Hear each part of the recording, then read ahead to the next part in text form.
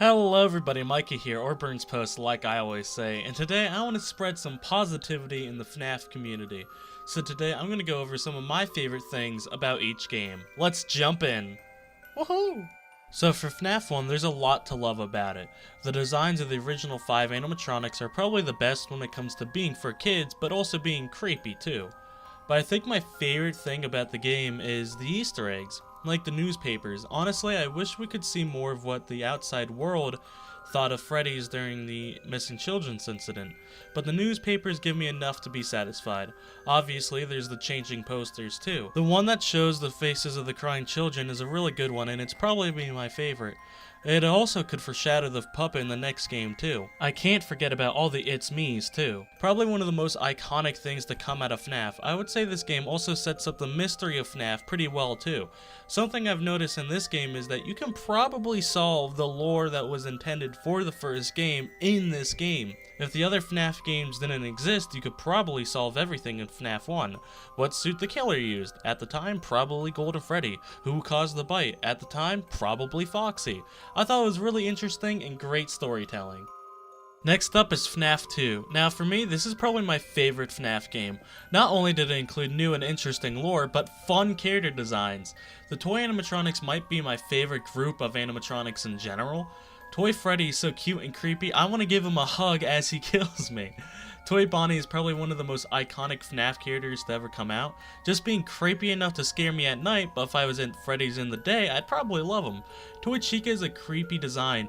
Back in the day, I think it was Smike that said it the best. She kinda looks like a messed up human, where she doesn't have her beak, it looks like she has messed up teeth. Then the Mangle. The Mangle is an interesting way to switch up Foxy's design, and they're delightfully broken. Then Balloon Boy. Nobody was expecting him, and I found it so fun that this location had exclusive animatronics. BB and Withered Foxy make the dream team. Speaking of the Wizards, each of them expand on their last designs and make them even creepier, and who can forget my personal favorite character, the Puppet. The Puppet has a design that screams mystery, and seeing it for the first time when the music box winds down is probably one of the best moments of any first time FNAF playthrough. The best part of FNAF 3 is probably the story, especially Springtrap's story. Till this point in the series, he was the most different animatronic. We had no clue who or what he was, so the slow build up and reveal of him was really cool to see. His design is cool as hell too. It's no wonder they keep bringing him back. He looks too cool to stay dead. FNAF 4 is probably one of the only FNAF games that can still scare the majority of people, myself included. The gameplay is like no other in the series, and the fact that it's hard to see the threats in the hall until it's too late always creeped me out, never knowing if there's a face right next to mine in the darkness. The setting is great too, so different from the other games by being in a place that looks to be a house. It even makes it creepier for me. The Halloween DLC is one of my favorite DLCs in the series. The Jackos are a quick way for me to get in a fall fun vibe, and we can't forget about the new Nightmares too. I love Nightmare BB, Mangle, and Nightmare Yon. They are fun and creepy, and it was nice to see the toys again. Next up is FNAF World. FNAF World got a lot of hate back in the day, but the fact is, it's a genuinely good game. I honestly get a little sad when Scott talks bad about it, because it's a fun playthrough for me every time I go through it. It has a lot of cool enemy designs too, Security and Brow Boy being fun boss designs. And who can forget the Magic Rainbow too? This game also introduced Circus Baby, which was really fun to see for the first time.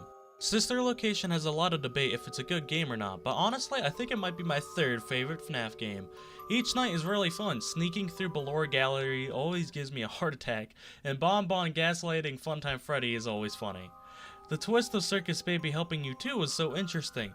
Then the betrayal on night 5 was amazing.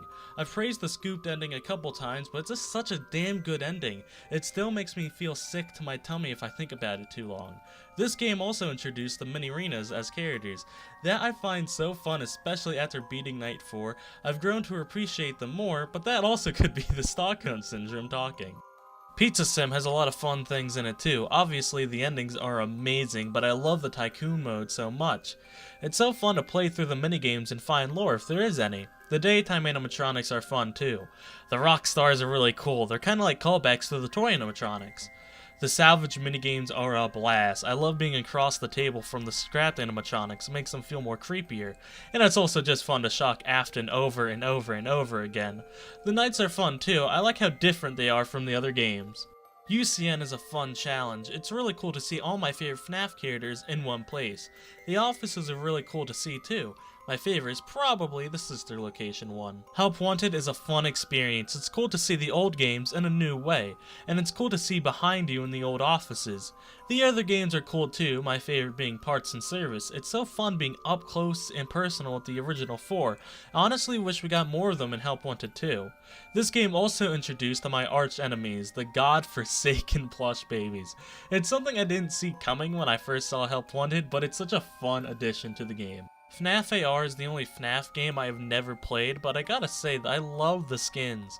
My favorites being Freddy Frostbear and Arctic Ballora. I love the cool and ice theme, so it was really cool to see them.